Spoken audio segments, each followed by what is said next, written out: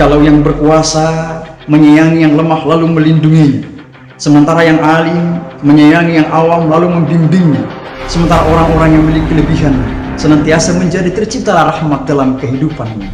Tapi jangan sebaliknya.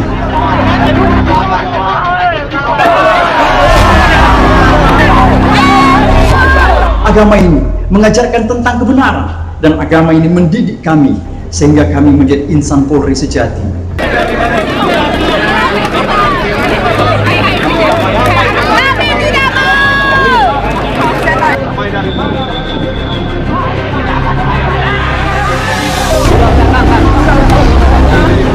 Kita akan mengangkat bukti dari arogansi polisi hari ini.